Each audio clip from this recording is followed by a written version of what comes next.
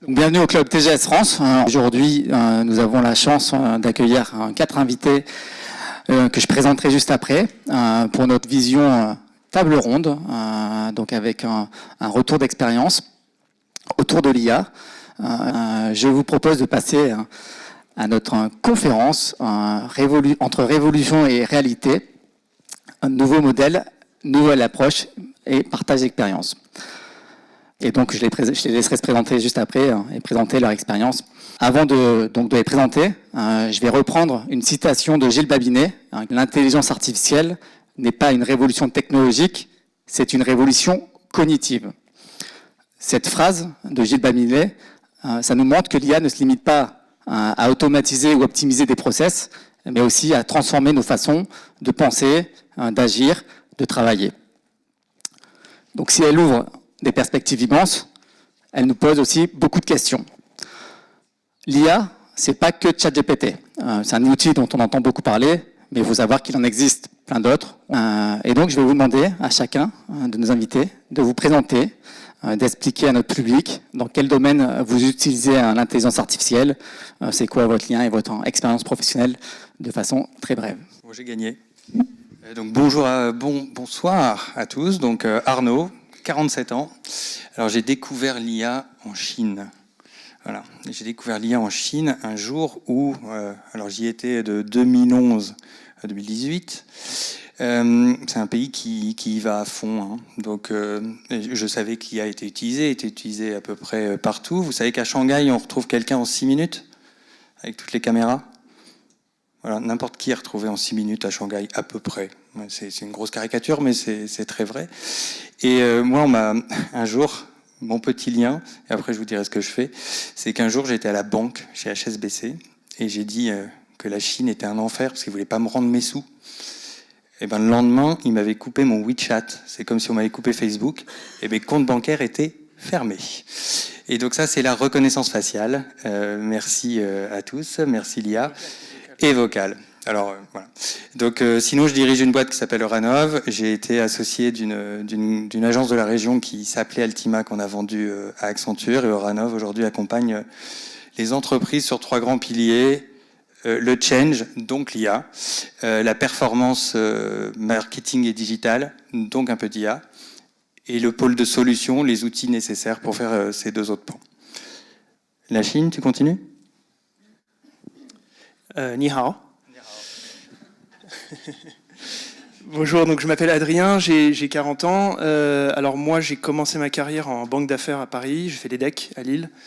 En 2012, pendant la crise subprime qui traînait un petit peu, je suis parti à Shanghai. À Shanghai, j'ai créé un e-commerce, un site internet qui importait et distribuait des vins et spiritueux pour le marché chinois. J'ai développé ça jusqu'en 2016. C'est une entreprise qu'on a ensuite fermée. Et à partir de 2017, je me suis lancé dans le conseil dans le digital, l'expérience digitale et par, je dirais, opportunité aussi l'IT. Et donc effectivement, l'IA, ça a été déjà un sujet là-bas qui arrivait très vite. Alors, c'est pas eux qui ont sorti ChatGPT et les LLM les plus performants, mais en fait, ce qui est intéressant là-bas, c'est que les données convergent toutes naturellement au même endroit.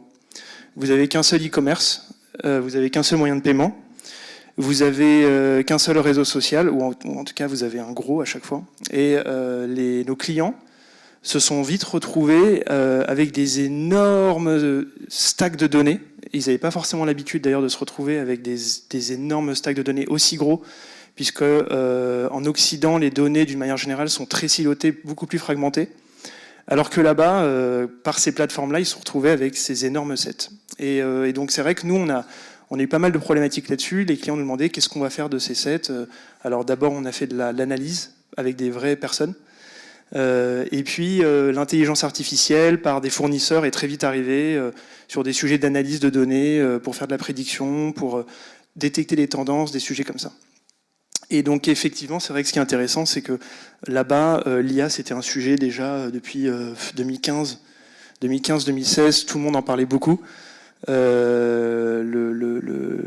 le côté, je dirais, dur pour eux, c'est que finalement, la plus grosse IA, la plus grosse révolution, elle n'est pas venue de là-bas, finalement, elle est bien venue des États-Unis. Donc voilà, et donc moi, je suis rentré en France il y a 1 an et demi, et je me suis réassocié avec mes anciens boss, les fondateurs d'une SS2I qui s'appelait Ineat, qui a été revendu à un groupe qui s'appelle Aztec, et je me suis associé avec eux, et Manuel Davy, qui est le président de la Cité de l'IA et qui est aussi le directeur général de Vecchia, qui est un outil de gestion de supply chain par de l'IA. On s'est associé pour créer Aiko, qui est une entreprise qui fait à la fois du conseil en stratégie pour l'implémentation de l'IA dans tous les process métiers, et aussi du service, c'est-à-dire qu'une fois qu'on a défini les cas d'usage, on peut envoyer des ressources pour implémenter les modèles. Voilà. Bonsoir à toutes et tous, moi c'est Chris Delepierre, je suis le cofondateur de Trésorium. Ça fait 8 ans qu'on a été créé, on est basé à la Pleine Image de Tourcoing et on est dans le domaine de l'éducation créative et numérique.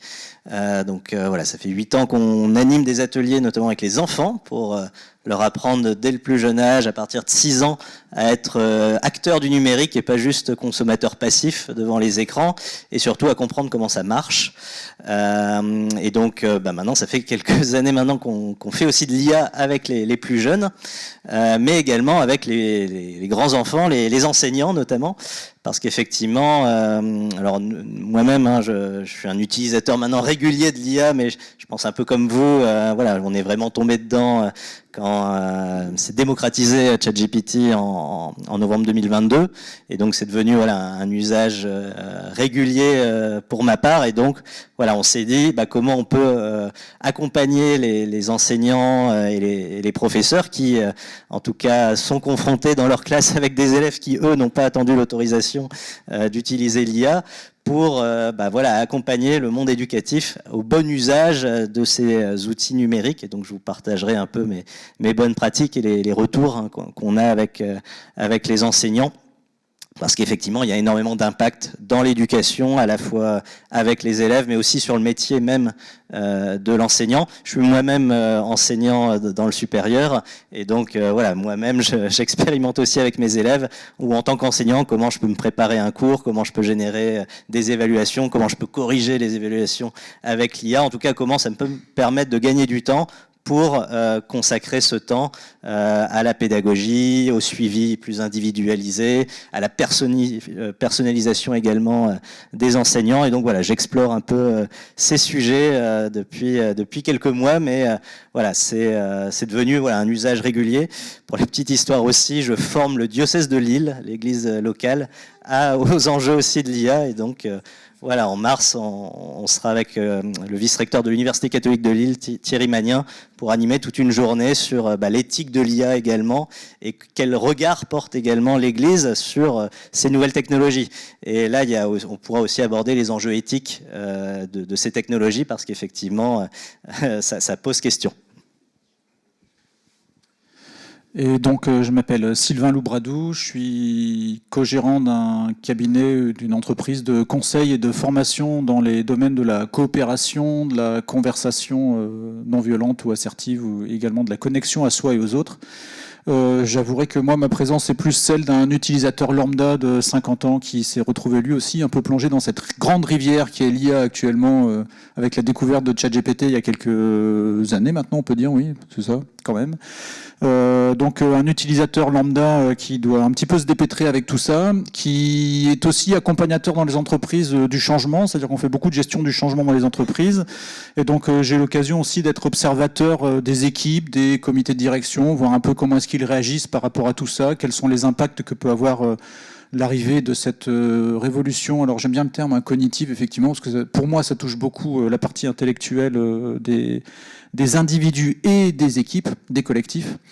Et puis observateur, et également aussi un peu victime moi-même de certains syndromes de résistance au changement. Donc c'est toujours intéressant la mise en abîme que ça représente, de se dire à un moment donné, c'est marrant, j'accompagne des gens à la gestion au changement et je me retrouve moi-même victime un peu de certains aspects de mais qu'est-ce que c'est que cette drôle de machin, et est-ce que j'ai vraiment envie d'y aller ou pas? Et donc là, maintenant, on est plus dans des phases à 3, donc une petite entreprise de 3 personnes, on est dans des phases de test, on expérimente, on regarde un petit peu, mais les premières conclusions commencent déjà à arriver. Pour ma part, j'aurais mis à peu près 1 an et demi à me faire une idée à peu près claire de comment manipuler ces objets qu'on a à notre disposition et de réussir à trouver une voie qui nous paraisse à peu près bonne pour bien travailler sur ces sujets. Merci à tous. Et donc, pour être un peu plus concret, on a parlé d'outils, j'ai parlé d'outils et notamment de ChatGPT, mais dans votre vie de tous les jours, quels outils pouvez-vous utiliser ou dans quel domaine, en tout cas, de votre activité, vous avez bien intégré l'IA?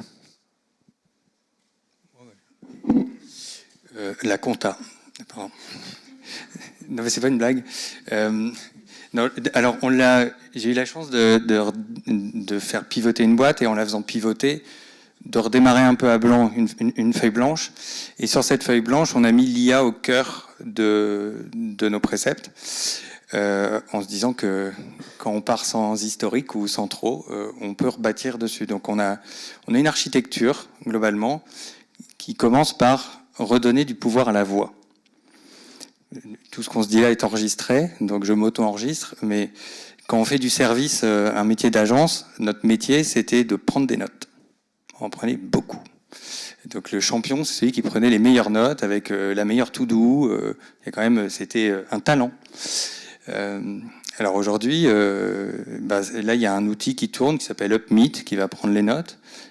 J'en utilise un autre qui s'appelle Fireflies, et puis il y a Copilot. Enfin, moi, j'en teste 3 en parallèle. Ça m'empêche pas de prendre des notes parce que cognitivement parlant, la prise de notes, c'est pas la même chose que les faire faire par quelqu'un d'autre. Mais c'est ma garantie d'une exhaustivité ou de pouvoir me rappeler. C'est aussi ma garantie de me dire que si l'IA, elle a pas compris la même chose que moi, il faut peut-être que je me pose une question. Moi-même, parce qu'on se réinvente aussi nos histoires. Moi, j'ai un rapport à la prise de notes et on a construit la boîte pour être capable de faire en sorte que cette prise de notes se redéverse dans tous nos outils de gestion. La to-do list de projet, l'email qu'on envoie aux clients. Alors, on est cordonnier, donc souvent un peu mal chaussé, donc le projet n'est pas complètement fini. Et on est encore en train de faire les coutures. Donc ça, c'est le premier usage qu'on a qu'à transformer, pour moi, notre métier quand on est dans le service. Il y en a un autre, c'était on a des développeurs. Et j'ai un de mes développeurs qui m'a expliqué ce qu'était devenu son métier. Et il m'a expliqué qu'il était devenu glue engineer. Ça veut dire que son métier, c'est de mettre de la glu entre des bouts de code qu'il n'a pas fait. Mais la glu, elle doit être super bien faite. C'est-à-dire qu'aujourd'hui, il a des accélérateurs pour coder ce qui est tout con. Par contre, il va faire la couture, c'est de la dentelle. Donc ça, l'intelligence, alors là, on peut parler sur le cognitif aussi, c'est que encore faut-il comprendre le code, quoi. À un moment quand même qu'on veut faire de la couture entre 2 lignes de code. Et ça, c'est des changements drastiques dans le métier. Et puis la compta, je l'ai dit, c'est Gilles Babinet qui disait que alors la télé n'a pas remplacé la radio n'a pas remplacé les livres, et donc l'IA ne remplacera pas les comptables. Cependant, aujourd'hui, il y a des outils, nous on utilise Pennyline, dont vous êtes partenaire, qui nous permettent, dès qu'on envoie les factures, l'OCR, donc la reconnaissance permet de dire cette facture elle va dans tel compte comptable, et donc aujourd'hui ça nous a fait gagner en tant que dirigeant du temps, mais ça permet aussi de migrer dans une relation où on fait des choses vachement plus intéressantes et où on migre sur du service à valeur ajoutée, et donc l'IA fait pas encore le hors bilan, en tout cas voilà. Pas encore. Pas encore. Voilà, donc et là j'imagine que Sylvain sur le fait c'est quoi les changements que ça opère chez les gens, dans les changements de métier et dans les vitesses. Voilà. Bon, j'en ai d'autres, mais je passe la parole à mes comparses. Peut-être trois usages qui me viennent tout de suite à l'esprit. Le premier, c'est qu'en fait, on l'utilise sans le savoir. Je dirais, dans les GPS, Google Maps ou autre, en fait, derrière, il y a de l'IA, et c'est vrai qu'on l'utilise tous. Maintenant, ça devient intégré dans notre vie quotidienne sans forcément qu'on le sache. Donc ça, c'est un premier point. Après, c'est vrai que maintenant, voilà, sur l'aspect compte rendu, sur Zoom, vous avez aussi l'IA compagnon, et donc maintenant, à chaque fois que je fais une session Zoom sur ma salle personnelle, il m'envoie un compte rendu compte-rendu, avec les tâches, avec ce qui s'est dit, les grands points, et c'est assez bluffant effectivement de se rendre compte voilà, d'avoir ce compte-rendu automatisé. Alors ça fait pas tout, mais globalement, même quand on y a assisté à la réunion, on peut effectivement retrouver, c'est quand même assez juste. Je l'ai pas dit, hein, mais je suis président d'une association qui s'appelle EdTech Hauts-de-France, qui est la filière du numérique au service de l'éducation. Et au sein de cet asso, on a créé un bot, donc un GPTs, hein, qui est une fonctionnalité de ChatGPT en version payante, qui nous permet de créer un chatbot déjà préconfiguré et précontextualisé au contexte de notre association.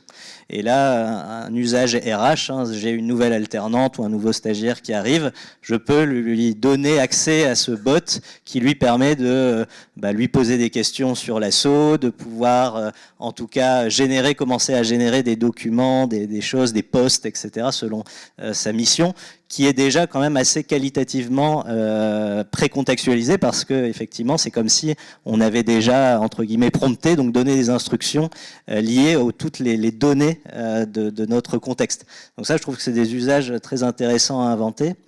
Et puis troisième usage que j'utilise de plus en plus, alors que ce soit perso ou pro, hein, c'est les IA musicales, comme Suno par exemple, pour générer des musiques personnalisées avec des styles personnalisés, ou bien forcément de la génération d'images, mais je crois qu'on peut en tout cas avoir accès à des outils qui nous permettent de créer des expériences personnalisé, plus original encore. Donc dans le domaine de l'éducation et de la formation, c'est très important de travailler une expérience apprenante qui puisse intéresser les jeunes et les moins jeunes. Et forcément, si on sort une musique relative à la notion qu'on souhaite transmettre, forcément ça va être beaucoup plus original et impactant. Donc après, demain, quand tout le monde le fera, ça sera peut-être moins original, mais en tout cas, on a cette capacité maintenant, sans avoir des prérequis, et c'est ça qui est assez bluffant, de pouvoir créer des contenus musicaux là pour le coup. Donc je vous invite à tester un Suno, c'est une version, vous avez une version gratuite, vous pouvez générer 10 musiques par mois, et ça vous permet de faire des choses très très bluffantes avec très peu de moyens.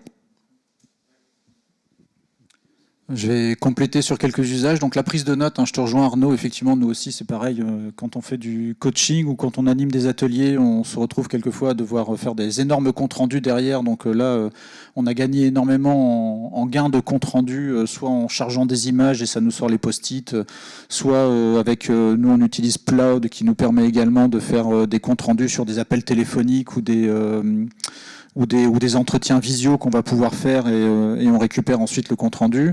Même si, et j'insiste, et je te rejoins d'ailleurs là-dessus, c'est important de le relire.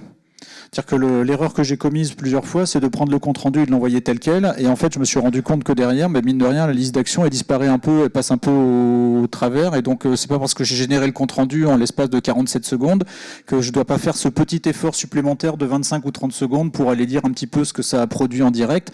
Parce que sinon, cognitivement, on va revenir beaucoup là-dessus.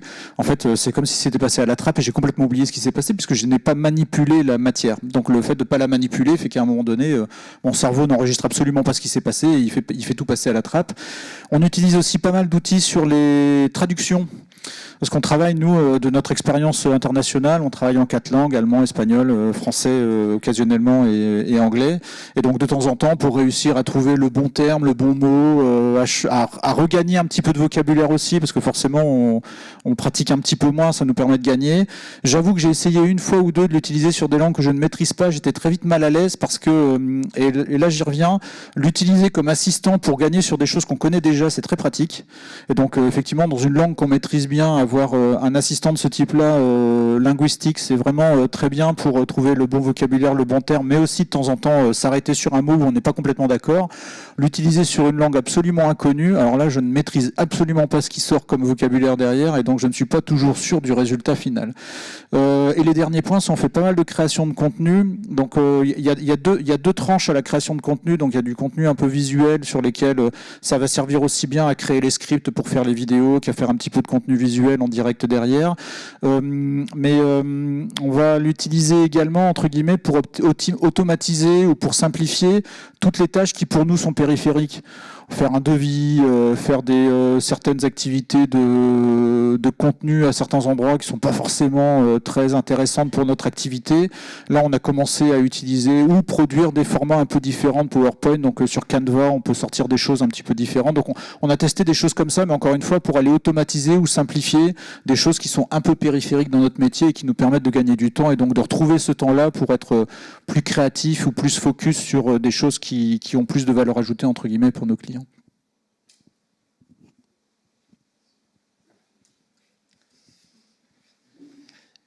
Juste pour compléter, alors effectivement, il y a beaucoup d'usages là qui ont été mis en lumière. Moi, je l'utilise aussi donc beaucoup pour générer des images. Il y a beaucoup de différentes options, mais aujourd'hui, Midjourney, ça reste quand même l'outil le plus puissant pour générer des images très réalistes ou des images graphiques qui fait qu'on n'a presque plus besoin de designer, ou en tout cas, on peut aller beaucoup plus vite avec un designer puisqu'on arrive avec déjà des sources d'inspiration et à partir de là, il va travailler. Je rejoins aussi beaucoup l'idée d'utiliser l'IA comme un outil. Donc c'est toujours, elle me sort quelque chose et je la retravaille avec mon caractère, avec ma personnalité, avec mes mots. Je pars d'une base et je travaille avec. Et alors moi j'en ai une dernière là que j'utilise depuis 1 mois. C'est une IA qui trie tous mes emails. Et c'est pas mal. En vrai, c'est toujours en test. D'ailleurs, elle m'a retrouvé des emails.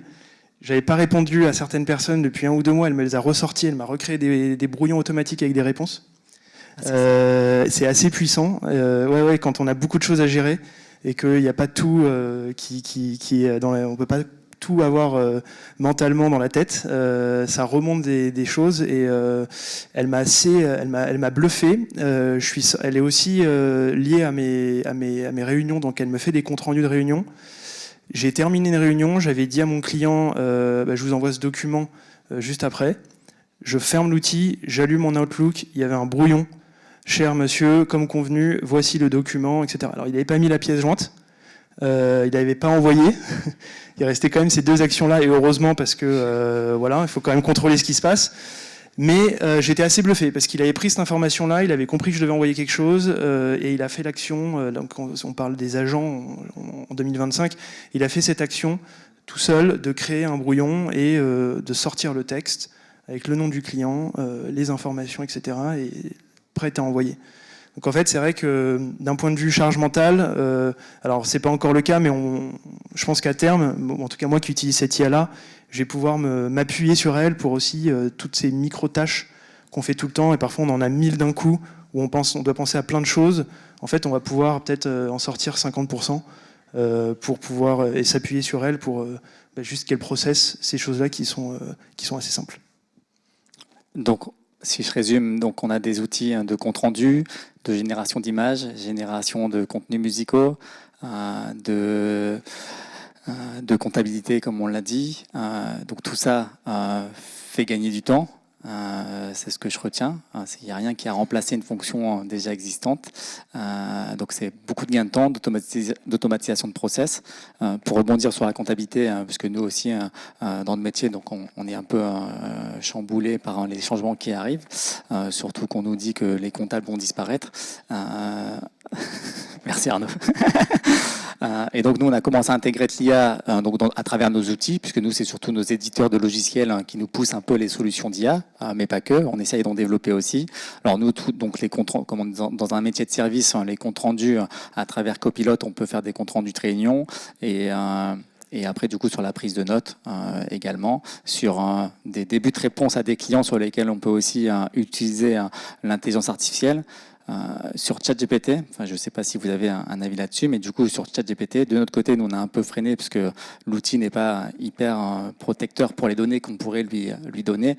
Donc nous sur ChatGPT, le parti a été pris de ne pas donner de nom quand on met une réponse, enfin quand on pose une question ou quand on prend un usage client, on ne met aucun nom, ni de nos clients, ni de leurs fournisseurs. Enfin voilà, on anonymise tout de façon à ce que ce ne soit pas utilisé. Donc est-ce que vous, dans vos pratiques, vous mettez un peu de frein sur ce que vous pouvez envoyer aux différents outils que vous nous avez cités et que vous utilisez? Pas du tout. Si, forcément. Alors, je voulais rebondir quand même, avant de répondre à ça, il y a un autre usage, parce que ça peut aider beaucoup de monde, les contrats. Quand vous recevez un contrat avec plein de micro-lignes qu'il faut lire, voilà, et que vous avez des CGV, et puis votre client, il a des CGA. C'est super, donc il y a forcément un truc qui ne colle pas entre vos CGV et les CGA. C'est à peu près sûr. Aujourd'hui, faire l'analyse d'écart, donc ça on l'a fait récemment avec Romy, qui est là dans la salle, qui bosse chez Euranov, et dire, voilà, j'ai un contrat, c'est quoi l'analyse d'écart entre mes clauses et les clauses, et fournis-moi les moyens de remédier au sujet et les propositions que tu vas me faire pour trouver une petite solution. Et alors, l'autre truc qui a changé aussi mon métier, parce que à écouter les autres, je me disais, tiens, j'ai piqué ton truc d'email là déjà. Nous, on avait un métier, il y a Yann dans la salle, là, il le sait bien, on faisait du PowerPoint. Il y a des champions de PowerPoint ici ? Hein, ouais. Parce que, en fait, avant, les consultants, ils étaient payés très cher pour faire des longs PowerPoint. Aujourd'hui, avec ma compagne qui est aussi dans la salle, on utilise un outil qui s'appelle Beautiful.ai, par exemple, et vous le promptez, en fait. Il vous sort, Microsoft va le faire, le fait déjà, mais je trouve moyennement bien à date. Aujourd'hui, il y a des outils plus verticalisés qui font des choses mieux. Demain, Microsoft va certainement gagner la partie sur tout un pan de la chaîne de valeur. Ils sont lents, mais quand ils appuient sur le mouton, à un moment, ils gagnent. Et ça, c'est fabuleux aussi. C'est-à-dire que l'idée, c'est pas tant que vous pouvez toujours vendre votre PowerPoint à 2000 €, c'est que vous avez intérêt à vendre de la valeur maintenant. Avant, il y avait l'effet quand même, waouh, le PowerPoint, il est long, il y a 60 slides, quoi. Bon, c'est vrai. Et aujourd'hui, ça va déporter, ça va changer quelque chose, c'est qu'en dépréciant la valeur de ça va ramener la valeur sur l'intelligence. C'est-à-dire qu'on saura que faire 60 slides, c'est pas un truc de dingo, quoi. Puisque la machine le fait. Par contre, qu'à l'intérieur, il y ait des trucs intelligents, ça sera le sujet. Donc oui, sinon on fait gaffe, mais aussi on fait attention à ce que ça soit pas un frein qui fasse que finalement on fasse plus rien. C'est-à-dire qu'il y a aussi plein de données qui sont déjà publiques. Donc nous, on accompagne les clients en B2B à faire à mettre en place des campagnes pour générer des leads. Toutes les campagnes, on fait ce qu'on appelle du scrapping. Donc on va chercher les données qui sont déjà sur LinkedIn. Toutes ces données-là, techniquement, voilà. Donc il faut faire le tri aussi entre ce qu'on protège et ce qu'on protège pas. Est-ce que c'est public déjà, pas public ? Alors, est-ce que savoir que une IA vous savez qu'on peut analyser votre profil. Qui a fait un disque ici déjà qui est rouge ? Alors pour ceux qui n'ont pas fait de disque, un disque c'est quoi ? C'est un profil en gros de votre caractère, personnalité. Et aujourd'hui, si je demande à une IA de lire votre profil LinkedIn, notamment Human Linker, elle va vous dire si vous êtes rouge, vert, jaune. Et globalement, mon profil est absolument parfait. Et je fais le test à peu près à chaque fois et ça marche 9 fois sur 10. Et donc, ça, typiquement, est-ce que c'est une donnée que vous pouvez réutiliser ? Parce qu'elle a été induite. Moi, je pense que oui. Certains diraient que peut-être non. Voilà. Je continue sur les limites et les potentialités. C'est vrai qu'on n'en a pas parlé, mais chez certains clients, et même nous, on le fait, mon associé Alexandrine le fait aussi, on utilise, l'utilisation de ChatGPT comme un super assistant, c'est-à-dire il se personnalise de plus en plus et on arrive à lui poser des questions bien particulières pour réussir à avoir des réponses qui sont vraiment liées à notre sujet. Et donc, un exemple d'application chez un client, c'est il gère des déchetteries avec des communautés de communes et les contrats sont très différents en fait de communauté de communes en communauté de communes. Et pour savoir ce que j'ai le droit d'aller ramasser à tel endroit ou pas tel endroit, c'est un peu compliqué et les contrats effectivement font je ne sais combien de pages, nos PowerPoint à 60 pages de consultants, c'est rien du tout à côté. Et en fait, ce qu'a fait cette personne, et c'est intéressant, elle a tout chargé à l'intérieur de son assistant GPT, et donc ensuite, il pose des questions sur, tiens, j'ai le droit de faire ça sur telle ville, etc. Et ça lui permet de récupérer les réponses et de donner donc des consignes assez claires à des personnes qui en plus c'est du personnel d'inclusion ou d'adaptation. Donc si je leur dis les contrats, ça va pas marcher, mais je peux sortir des consignes assez simples avec ces gens-là. Donc pourquoi je vous cite ça ? Parce qu'en fait, ils n'ont pas eu de difficulté pour deux aspects. Un, ils n'ont pas eu de difficulté à charger tous les contrats à l'intérieur de ChatGPT, parce qu'en fait, la notion de confidentialité sur des contrats de déchetterie, elle est relative. c'est pas très grave, on va pas trop en discuter, mais j'invite quand même à une certaine prudence là-dessus, parce que charger certains contrats sur des outils où on ne sait pas où atterrissent les données, ça peut toujours avoir certaines limites selon les secteurs d'activité. Alors encore une fois, je suis boulanger, maçon, etc., c'est pas forcément très grave, mais dans certains secteurs d'activité très pointus ou sur des sujets bien particuliers, ça peut mériter de faire attention. Le deuxième point qui m'a intéressé, c'est qu'en fait, pourquoi je prends ce cas-là également, et c'est mon ancienne casquette de directeur informatique qui parle, parce qu'en tant qu'ancien directeur informatique, j'avais un souci à traiter à l'époque où les smartphones sont arrivés dans les entreprises, c'était ce qu'on appelle le shadow IT, c'est-à-dire l'informatique de l'ombre. Les usages que nos utilisateurs font sans que personne ne sache. Et donc, il y a des choses qui se passent à droite à gauche, on n'est pas trop au clair, et puis les gens chargent des petites applications, des choses comme ça à droite à gauche, et en fait, au bout d'un moment, on a des failles de sécurité, on a beau mettre tous les systèmes possibles dans les entreprises, en fait, les plus grandes failles de sécurité sont tout ce qu'on ne sait pas. Et donc là, ce qui est important, c'est quelle culture d'essai, d'expérimentation, mais aussi d'ouverture et de confiance je donne dans l'entreprise pour que les gens osent me dire qu'ils utilisent un chat GPT, une appli à droite à gauche, etc., pour qu'on puisse discuter des limitations à un moment donné. Parce que si je ne le fais pas, de toute façon, les gens vont le faire. Puis même un pays a essayé, je crois que c'est en Italie qu'ils ont essayé d'interdire ChatGPT et ça n'a pas trop bien fonctionné de ce que j'ai cru lire. Donc on peut toujours essayer d'interdire, ça ne va pas fonctionner. On peut essayer de limiter, mais les gens l'utiliseront sur les systèmes personnels. Donc au final, c'est bien cette culture d'ouverture, d'expérimentation qui va faire que les équipes, les collaborateurs auront plus de facilité à en parler et qu'on pourra poser des limites plus facilement. Et ça, je pense que c'est un point important également à aborder en interne parce que sinon, on va avoir du shadow IA, c'est-à-dire de l'utilisation de l'ombre de l'intelligence artificielle avec des risques de perte de données qui peuvent être un petit peu problématiques. Juste vu que tu utilises Claude, tu l'utilises sur ce qui se met derrière le téléphone. Maintenant, ce petit truc, il existe en bracelet. C'est intéressant sur la confidentialité. Ça veut dire qu'aujourd'hui, on peut porter un bracelet qui enregistre tout le temps ce qui se dit. C'est-à-dire que la confidentialité dont tu parles là, c'est aussi, il y a quelqu'un qui rentre dans voilà. Alors avant, il y avait, je mets mon téléphone en route, bon, ça se voit un petit peu et tout. Mais là, tu as quelqu'un qui a un bracelet sous sa chemise et qui enregistre tout ce qui se dit. Qui peut le porter là, ça c'est plus visible, mais en fait la notion aussi de qu'est-ce qu'on met dans les outils, etc., pour moi elle devient même plus large que ça. Il y a une notion de confidentialité qui devient très mouvante. Ouais, non, après c'est vrai que pour moi il y a une question de transparence et de conscience et de responsabilisation. Parce qu'effectivement, je pense qu'effectivement toutes les données sont pas confidentielles, mais en tout cas, si on met des données, il faut avoir conscience des impacts que ça peut avoir et que potentiellement, effectivement, ces données pourraient être réutilisées. Alors après, bon, forcément, quand c'est gratuit, c'est vous le produit. Donc effectivement, si vous payez une IA ou si vous prenez un abonnement, vous avez un peu plus de sécurité que si vous utilisez une IA totalement gratuite et forcément, en contrepartie, ils vont vous prendre vos données. Donc c'est aussi certainement la force de Microsoft et des contrats copilotes, etc., qui justement permet d'encadrer l'usage de vos données professionnelles. Mais donc voilà, il y a cette question, effectivement, si vous commencez à l'utiliser de façon importante pour votre activité, privilégiez quand même de prendre un abonnement. Ça coûte pas forcément très cher à l'échelle d'une organisation, c'est des abonnements généralement. Mais je pense que ça peut être un gage, effectivement, de sécurisation supplémentaire, sachant que nous, dans les domaines de l'éducation, les données éducatives sont considérées par l'IA Act, qui est la réglementation européenne, comme des données sensibles. Donc effectivement, il y a une réglementation aussi qui commence à se mettre en place, que ce soit les données de santé ou les données éducatives, qui fait qu'on ne peut pas non plus faire ce qu'on veut avec. Donc il faut justement évaluer un peu est-ce que la criticité des données que vous avez, mais effectivement l'anonymisation est une bonne pratique, effectivement. Après, c'est vrai que c'est vis-à-vis du client, c'est aussi une transparence.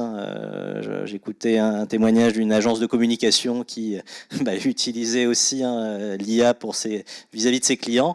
Et donc on pourrait dire, voilà, si on fait appel à une agence, si c'est l'IA qui fait le travail, voilà, ça peut être compliqué.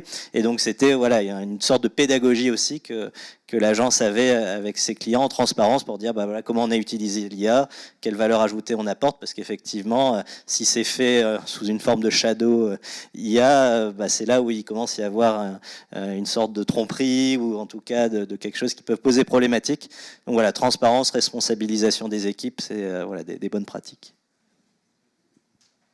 Non, mais pour compléter tout ce que vous avez dit, moi je suis d'accord avec l'idée de, en fait, quand vous payez l'IA, le prestataire qui vous fournit la solution, vous êtes propriétaire de l'output. Donc une IA, c'est un input, il y a quelque chose qui tourne et ça vous sort un output. Tous les outputs que vous récupérez quand vous payez un abonnement, que ce soit une image, du texte, du son, de la vidéo, quand vous payez, vous en êtes le propriétaire. Donc ça, c'est déjà hyper important de le savoir. C'est a priori beaucoup moins dangereux d'envoyer vos documents à une IA où vous n'avez pas payé et qui va vous sortir des résultats. C'est beaucoup plus dangereux de le faire dans ce contexte-là que si vous avez payé un abonnement. Et puis ensuite, pour faire la comparaison avec Copilot, je pense que ce sujet, c'est un peu le même sujet il y a 10-15 ans de est-ce qu'on peut faire confiance à Microsoft ou Google pour mettre toutes nos données.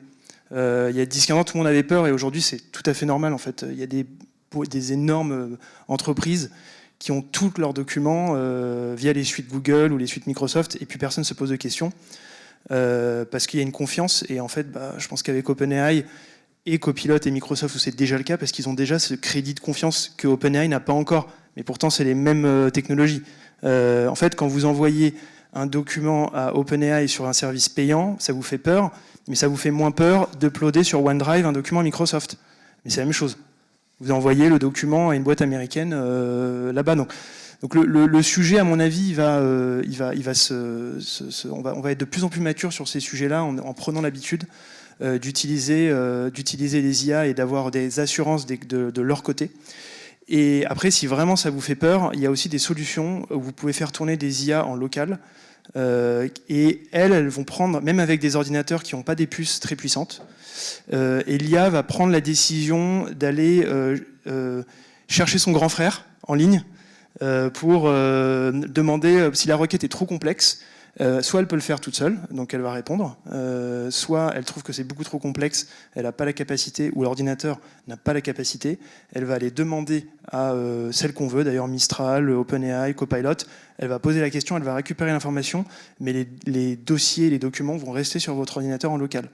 Donc si vraiment c'est un sujet, il y a plein de solutions pour continuer à l'utiliser, et c'est là où je rejoins aussi tout ce que vous avez dit, c'est-à-dire que faut surtout pas se limiter sur l'utilisation pour ça. C'est vraiment trop dommage. Moi, j'ai des boîtes qui sont vraiment flippées sur ces sujets, donc qui n'osent pas utiliser la technologie.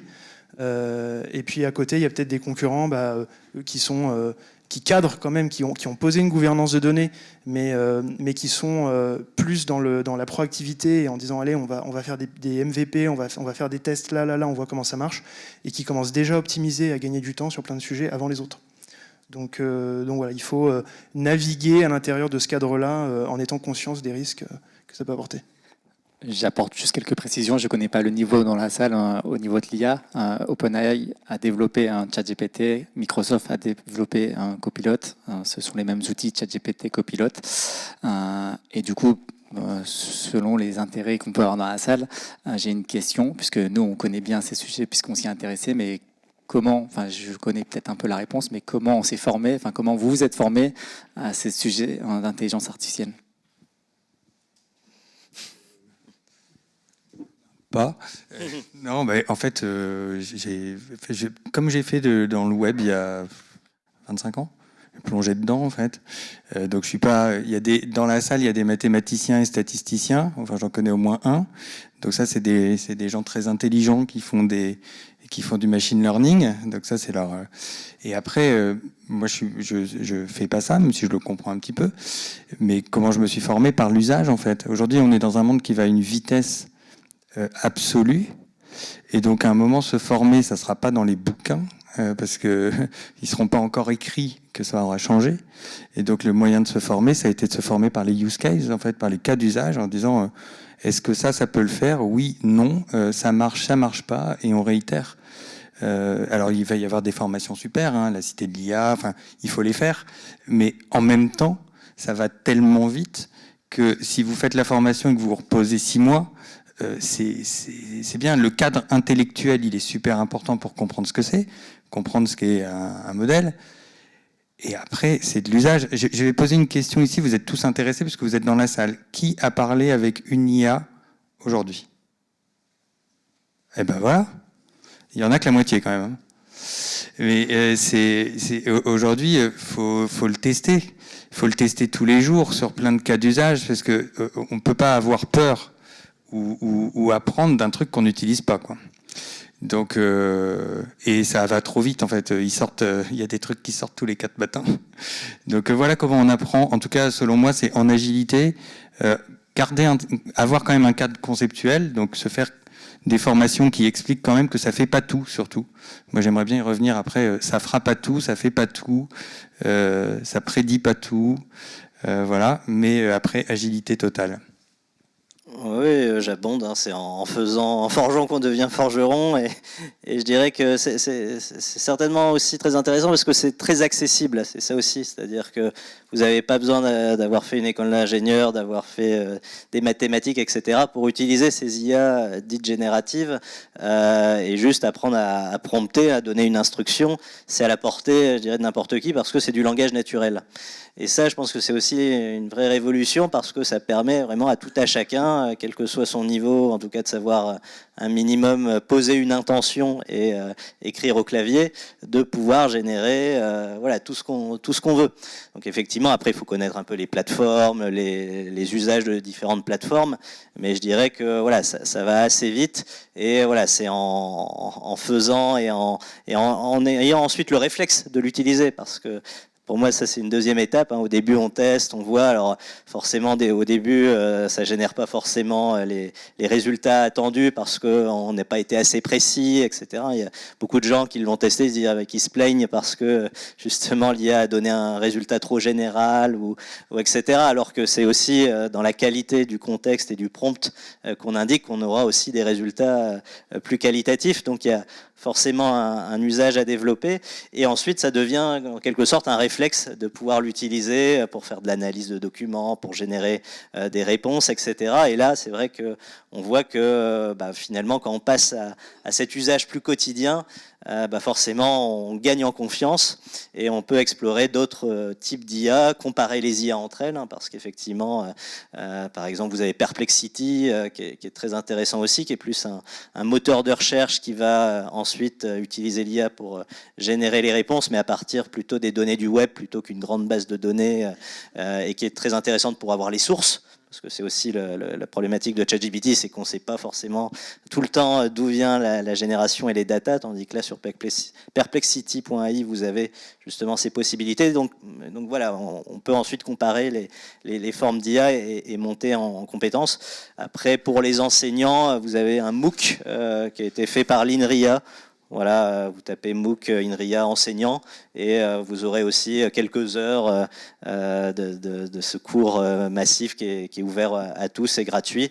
Donc voilà, on peut maintenant aussi trouver en ligne pas mal de documentation, hein, forcément.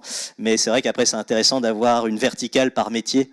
Par exemple, dans l'éducation, vous avez des IA comme Knowledge, hein, qui est une IA made in Ch'ti, hein, c'est mes voisins de bureau à la pleine image. Ils ont gagné un prix mondial de la EdTech. Et là, c'est vraiment une IA où le prof donne son cours, que ce soit une vidéo, un PowerPoint, un document. Et l'IA va extraire les données clés du cours pour générer plein de modalités pédagogiques, des quiz, des cases à cocher, des mots croisés, enfin voilà, plein de modalités pour approfondir ces notions de cours avec les élèves. Et donc voilà, ensuite vous avez des IA propres à chacun de vos métiers qu'il faut ensuite explorer pour avoir aussi plus de valeur ajoutée que des IA très généralistes. Pour ma part, j'avouerai que j'ai eu une approche beaucoup plus paresseuse. Grosso modo, j'ai laissé des pionnières défricher le sujet à la maison, et tout en me permettant de râler à côté en disant ça sert à rien, on n'en sortira absolument que dalle de tout ça, etc. Mais en gardant quand même un œil vigilant sur ce qui se passait et sur les résultats qui en sortaient. Et donc pour ceux qui sont un peu plus sceptiques ou prudents, je vous invite à laisser des gens en fait faire une partie du boulot pour vous et à copier derrière ce qui marche bien. Et d'ailleurs ces personnes-là, avec beaucoup de plaisir, vont faire le tri pour vous et vont vous permettre de garder finalement ce qui est intéressant ou pas intéressant. Dans n'importe quelle entreprise, on ne peut pas s'occuper de tout, même quand on est une structure de 5, 10, 15, 20 personnes. Il y a des moments où ça peut être intéressant de déléguer ces parties-là à certaines personnes. Donc moi pour ma part, j'ai vraiment une approche plus paresseuse. Et puis ensuite, chaque fois que je rencontre une difficulté majeure où j'ai pas envie de perdre du temps, donc vous comprenez, j'ai un passé de logisticien, c'est pour ça que je suis paresseux en fait, parce que le logisticien on apprend à être paresseux. Et en fait, de ce fait-là aussi, c'est quand je suis coincé sur un truc et que je me dis là, ce que je vais avoir quelque chose d'un peu trop coûteux à faire, je cherche une solution.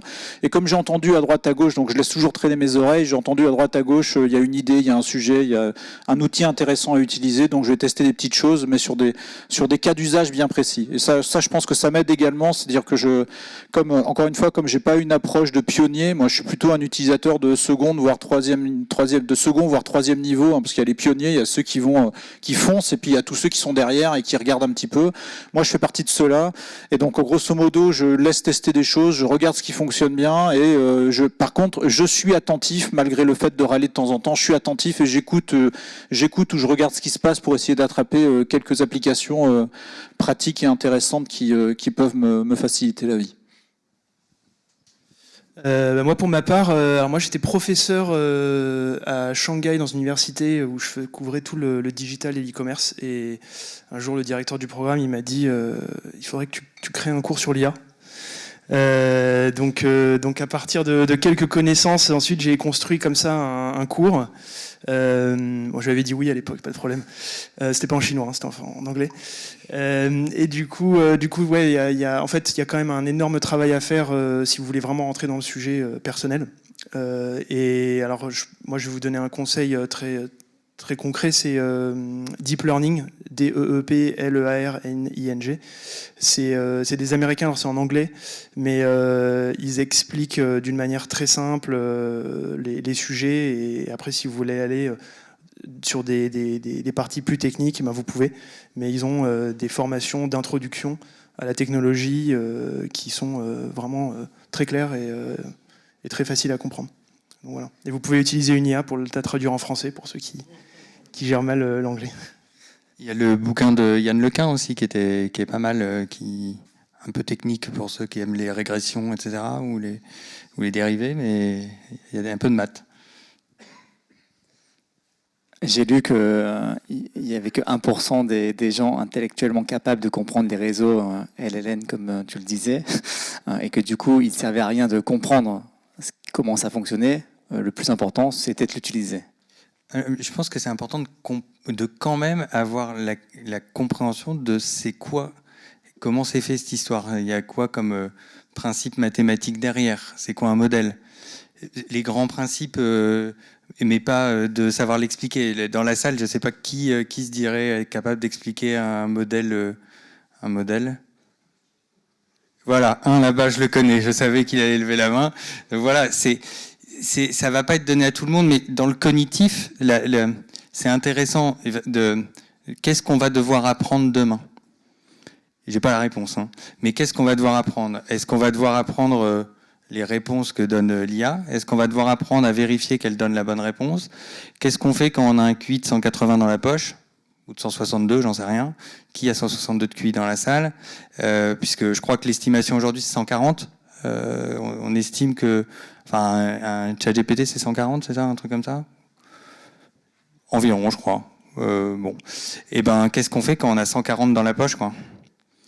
Et qu'est-ce qu'on fera demain quand il y aura peut-être un peu plus et qu'on a accès à une connaissance, comment on apprend, qu'est-ce qu'on apprend, c'est quoi notre rôle? Et ça va quand même changer la donne. Alors on comprendra pas les milliards de paramètres qu'il y a derrière, mais il faudra quand même comprendre d'ailleurs, est-ce que c'est une intelligence ou pas une intelligence?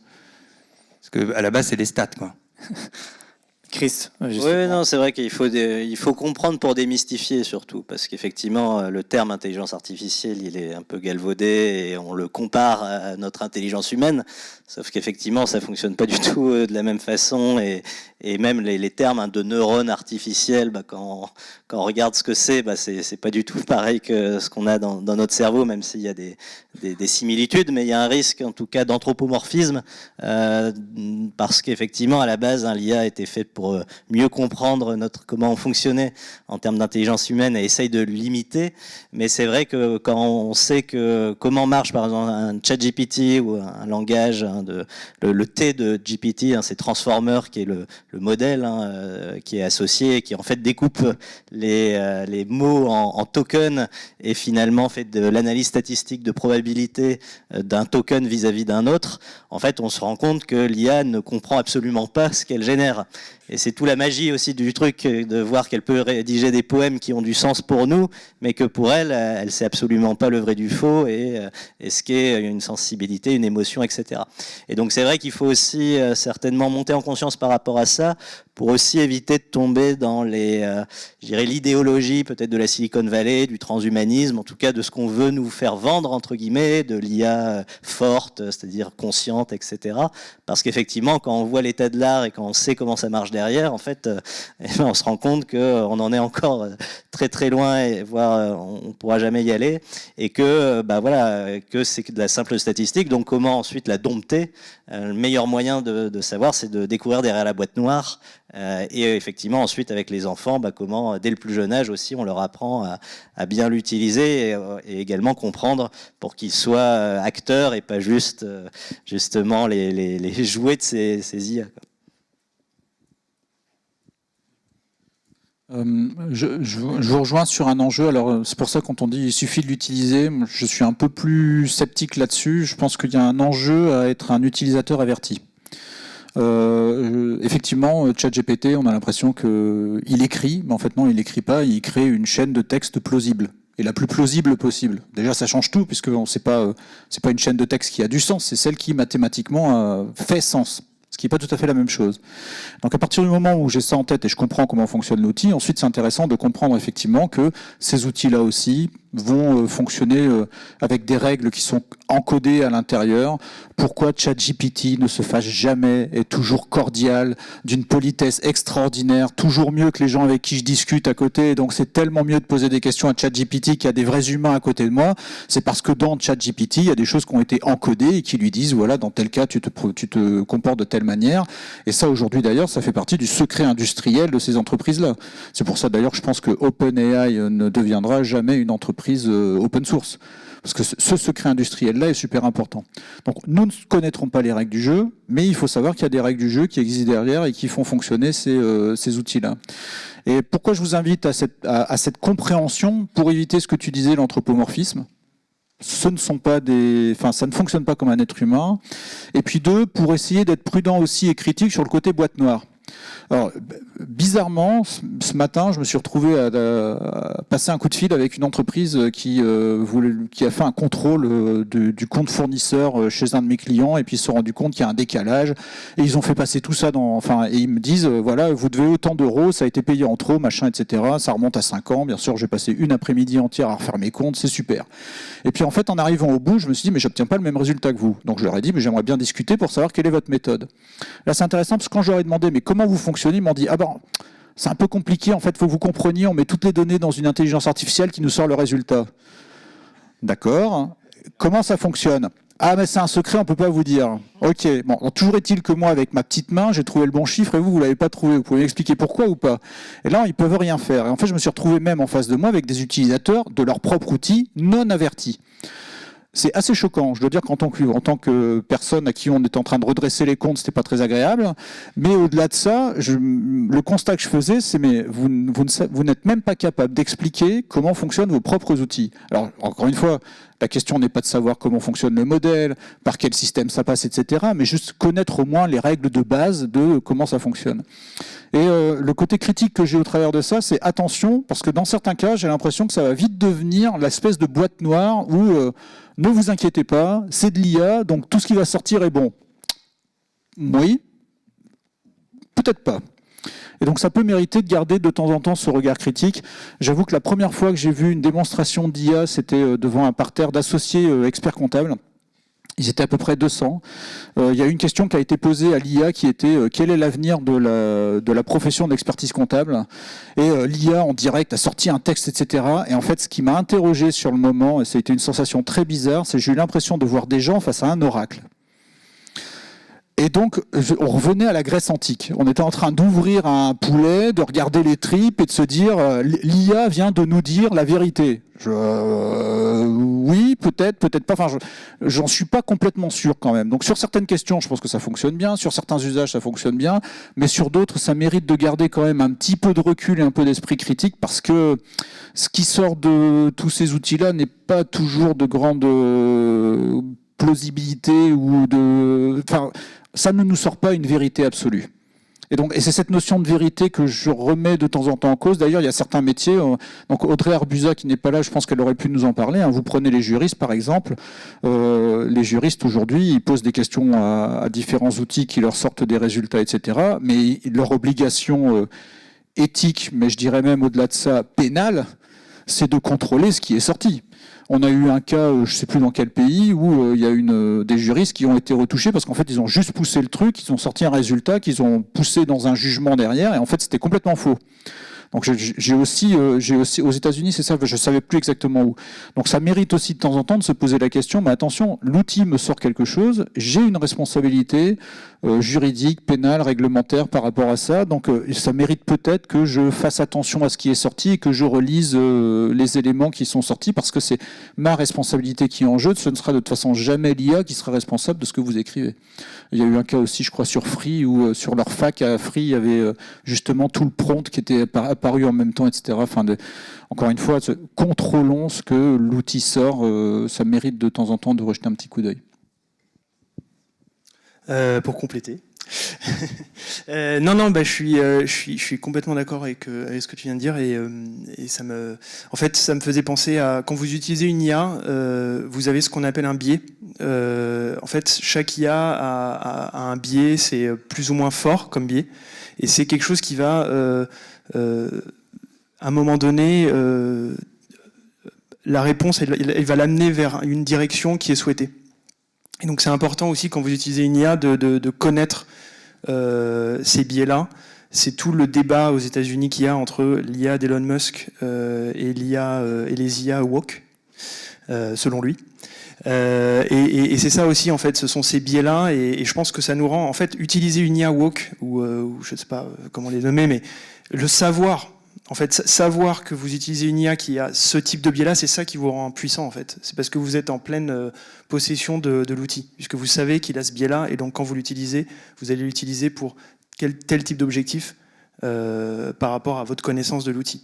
Donc ça, c'est important. Et donc pour répondre à ta question sur les 1%, etc., je pense que alors connaître tous les calculs, non, de toute façon, si à un moment donné, les calculs sont mauvais et que l'IA, elle sort des mauvais outputs, ce sera plus intéressant et les gens arrêteront de l'utiliser. Donc c'est presque pas trop notre problème.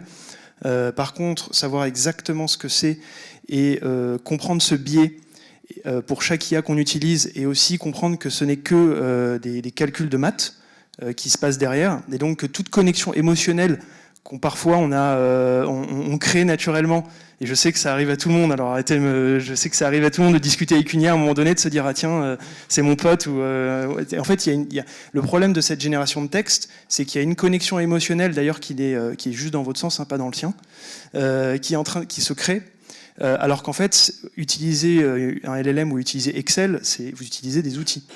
Et il y a eu un délire sur LinkedIn il y a quelques mois où il y a une rumeur qui disait si vous êtes gentil avec l'IA, elle va vous donner des meilleurs résultats. C'est complètement, ça fait aucun sens en fait de dire ça. C'est comme si vous disiez est-ce que si je marque merci dans une colonne de mon fichier Excel, il va tourner plus vite. C'est exactement le même genre de question en fait. Ça ne veut rien dire puisque derrière, il y a juste des calculs, il n'y a pas d'émotion, il n'y a pas d'intuition, il n'y a pas d'âme. Ça calcule et ça vous donne une sortie, et puis c'est tout. Et donc connaître ce biais, c'est quand même important quand on utilise une IA, je trouve, pour bien les utiliser à un moment donné au bon moment. Moi j'ai une question pour le prof. Ah ouais, elle est simple. Mais on est d'accord qu'il ne faut pas trop faire compter les LLM. C'est quand même pas leur grande force, les IA génératives, de faire des calculs. c'est quand même mieux de leur faire du texte.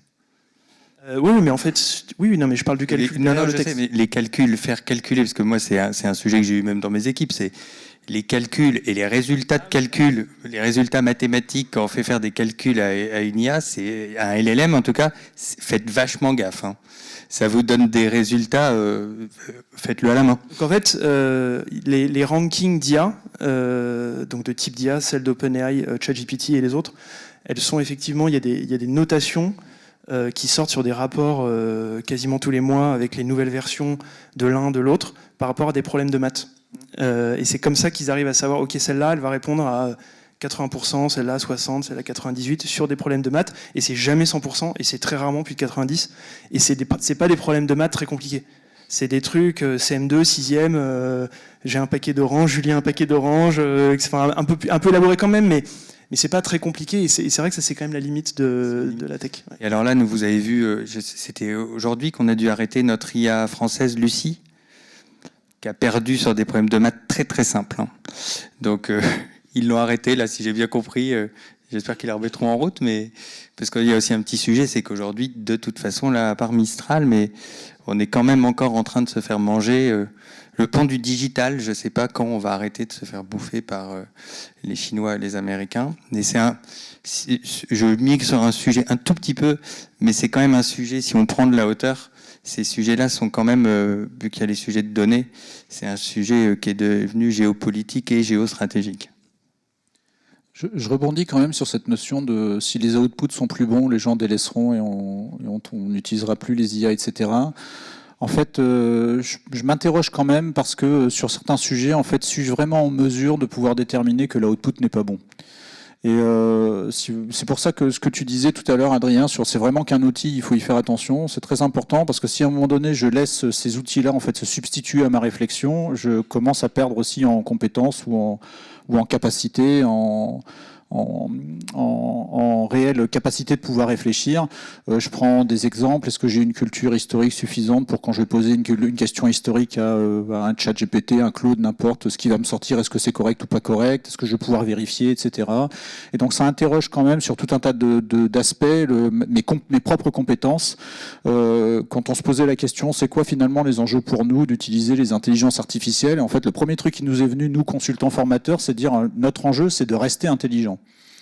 C'est-à-dire de réussir à garder un niveau de compétence élevé, parce que de ce fait, l'outil va m'aider si je garde un niveau de compétence élevé. Et donc, est-ce que je me préoccupe aussi en tant que dirigeant d'avoir des niveaux de compétences élevés dans mes équipes en me disant pas « Ah, génial, je vais pouvoir mettre ça et n'importe quel stagiaire va pouvoir me sortir des trucs derrière et c'est super ». Parce qu'en fait, le risque, c'est que je fais baisser très rapidement le niveau de compétence de toute mon organisation, toute mon entreprise. Et en fait, le grand danger pour moi de l'IA, au travers de cette facilité que ça propose, c'est le fait de dire à un moment donné, comme c'est facile, je l'utilise. Et puis, les habitudes, surtout des nouvelles générations, alors encore une fois, c'est pas pour faire du bashing des jeunes, etc. C'est pas ça, mais dans leurs usages, nous, quand on a commencé à apprendre des choses, on a appris sur des bouquins, etc. Les jeunes générations, ils ont des outils smartphones et ainsi de suite, qu'on leur a appris à croire. Et je pense que ça, c'est important d'avoir en tête. On leur a appris à croire ce que ces outils sortent. D'accord ? Et c'est pas de leur faute, c'est ce qu'ils ont comme contexte. Or, dans certains cas, il faut bien que je me demande, est-ce que je peux vraiment croire ce que l'outil sort ? Et donc, dans certains cas, il sort des calculs de CM2 sont pas forcément toujours bons.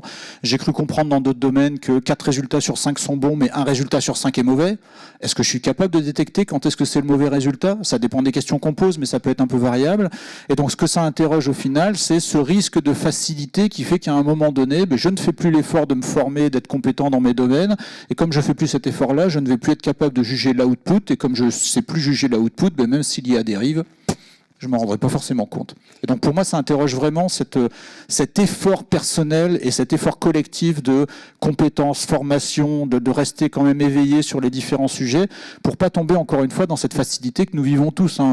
Je ne sais pas qui aujourd'hui, moi personnellement, je m'oblige par exemple à faire des trajets sans GPS.